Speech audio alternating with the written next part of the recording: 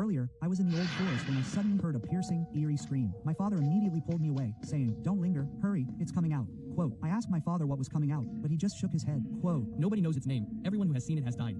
Quote, suddenly, my father stopped. I saw a pair of pale, hairy hands resting on my father's shoulders. Run! Then those hands dragged him into the old forest. 20 years later, I joined a hunting team and returned to the forest, determined to confront this thing. The others nodded in agreement, but only I and Foodie didn't quite understand. Old Hay then explained, this old forest shouldn't be so quiet. Birds, reptiles, and even small wild animals should be moving around. But it's too quiet now. According to normal experience, this place should be considered a dangerous area by these animals, which is why the surrounding animals don't dare to approach. Quote, Foodie and I instantly understood. That thing was nearby, which was why the forest was so silent. The four of us stood back to back, weapons in hand, waiting for any movement. For a while, the thing didn't attack, so we continued walking forward. Just as we were about to reach the edge of the small western area, Old Hay suddenly stopped. The surroundings were equally silent. Not even animals drinking water were present. This was even more terrifying. It meant the thing was the absolute ruler, and other animals didn't dare to approach, not even to drink water. However, after taking 2 steps forward, Old Hay looked at something on the ground and fell into thought. It was a broken piece of ancient pottery, but its shape resembled part of a knife. Damn! With a cry of surprise, we turned around, and he was hanging upside down. I immediately grabbed my rifle, wanting to rescue Foodie. The next second, Pillar suddenly spoke. "Forget him. The fools are here." Quote, I looked around, and several men in camouflage clothing emerged. They were dead. They stared at us with dead eyes, their voices very archaic. Quote, "Go away. You're not welcome here."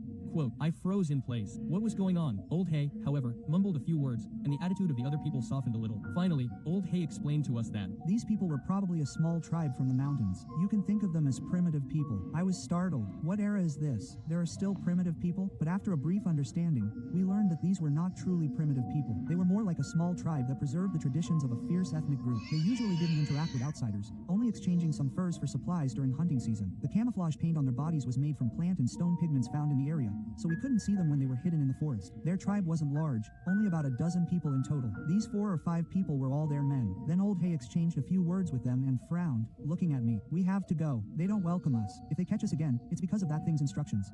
Quote, I was confused. Could that thing even instruct humans? But thinking about it, these primitive people are different from modern people. It's normal for them to have some special characteristics. But why do they listen to that thing? Now wasn't the time to study this problem. After putting down the food, we could only walk outside their territory. They drove us away with sharp knives and spears. After we left their territory, they slowly disappeared into the jungle. Old Hay glanced at me. Brother, according to them, that thing isn't a wild beast. There's something really mysterious about it.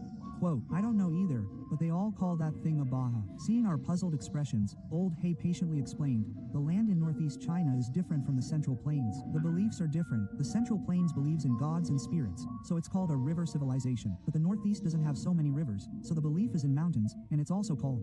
In the Stone Age civilization, Abaha means mountain god. For them, Abaha is the supreme god, the totem of their culture, so these primitive people must obey Abaha's commands, which are considered divine decrees. However, Lao He explained to me that this may not be the real Abaha. Others, like the Sporo people, might call certain powerful creatures or mysterious forces Abaha. For example, the former Mongolian mountain army was also called an incarnation of Abaha. So, can't we hunt it? Lao He pointed to another, more distant area. Quote, over there, we can hunt freely by bypassing these people's territory. Then we'll find a way to lure Abaha out, and we can continue hunting.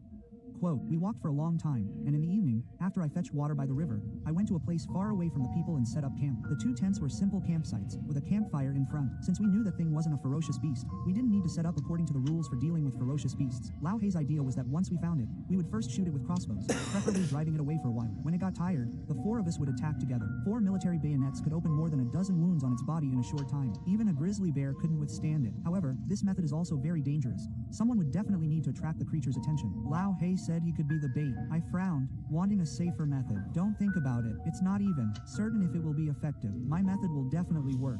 Quote, I swallowed hard, not knowing what to say. Lao He patted my shoulder. Quote, brother, actually, the 250,000 yuan you gave me was like buying my life. Coming out on this trip, I've put my head on the line. Even if I die, you don't owe me anything. Just remember to give the money to my mother. If you can help take care of her, I'd be even more grateful. Quote, I looked at Lao Hei with admiration, while Zhu Zi was more practical. Brother, if it's really life-threatening, I'll definitely run. I haven't even gotten married yet.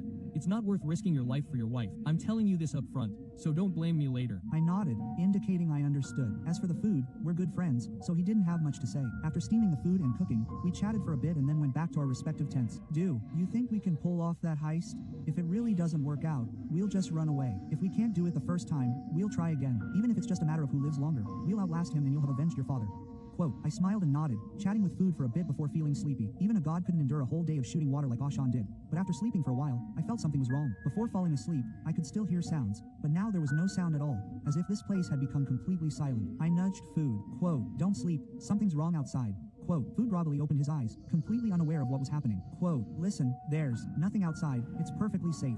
Quote, before he could finish his sentence, he also realized the problem. It was too quiet. When Food and I walked out of the tent, Old Hei and Zhu Zi were already standing outside. Old Hei was holding a three-edged military bayonet, and Zhu Zi was holding a crossbow. My strength is gone, Old Hei said, his eyes fixed on the pitch-black forest in the distance. But that darkness gave off a chilling feeling, as if something was watching from within. Gradually, a blood-red light began to emanate from the darkness, revealing a pair of terrifying eyes that sent shivers down our spines. A piercing scream echoed through the forest. Zhu Zi aimed at the red eyes and pulled the trigger. The crossbow bolt shot towards the eyes with a whooshing sound. However, a terrifying scene unfolded. The crossbow bolt hung in midair. Everyone fell silent. Those red eyes stared at us motionlessly. The air was still. A silent terror spread through everyone's hearts. The moonlight slowly shifted until it shone into the forest, and only then did we see a large hand covered in white fur grasping the crossbow bolt.